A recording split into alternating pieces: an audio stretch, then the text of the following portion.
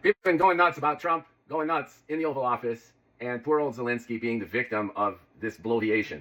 Now, my personal take is Zelensky fucked it up because he should have known better.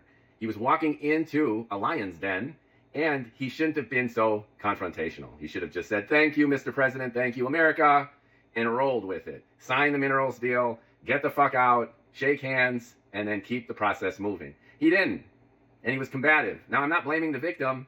Personally, I just think Zelensky fucked this up because he should have known better. Trump is Trump. Trump is also head of the US of A. And there's a new game in town. And that game is, remember, make America great again. And by this, he means more than a platitude. America back in the day had superiority, unequivocal superiority, economic superiority, military superiority, and this kind of cultural superiority. Streets paved with gold, military that will kick your ass, and the economy to pay for it all. But what's happened in the last 5, 10, 15 years is America has lost its edge. And that is just a fact.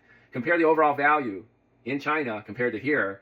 And when you make the comparison based on the value of their money, their economy, China's twice of what we're at, when before, back in 2001, we were twice their capacity. Look this shit up. Militarily, there's no way we could take on Eastern Europe, the Middle East, the Far East at the same time. We can't do it. We can't have a multi-front war against our enemies. Our deficit is $35,000 billion.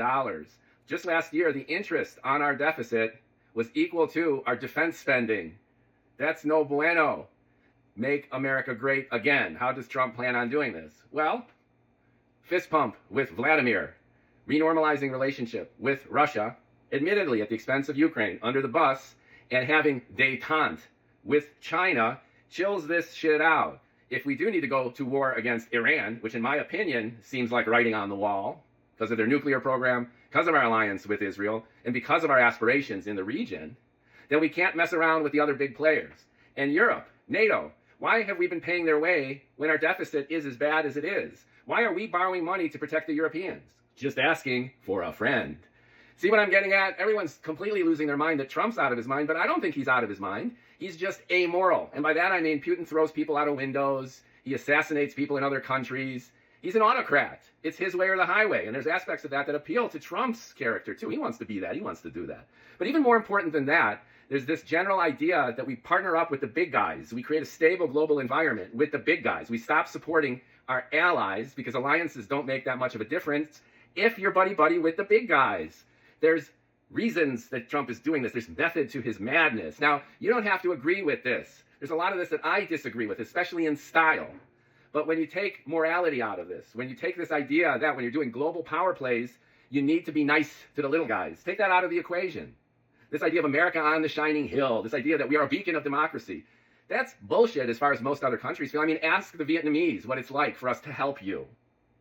Ask Afghanistan what it's like when we pour $1 trillion into something and we leave behind an even bigger shit show than what we found. Ask the Iraqi people how it was when we liberated them from Saddam. Come on, we've been fucking this up probably since World War II. And we've been able to get away with it because our economy has been so robust, because our military has been such kick-ass on the world stage. But China, they're a real threat. Economically, militarily. If they make their move on Taiwan, then what the fuck are we really going to do? And are we really, to Trump's point, going to risk World War III, a proxy war with a major nuclear power over Ukraine? Now, yeah, they represent a liberal democracy, and Putin is a totalitarian dictator. But from Vance and Trump's point of view, that's just tough shit, man.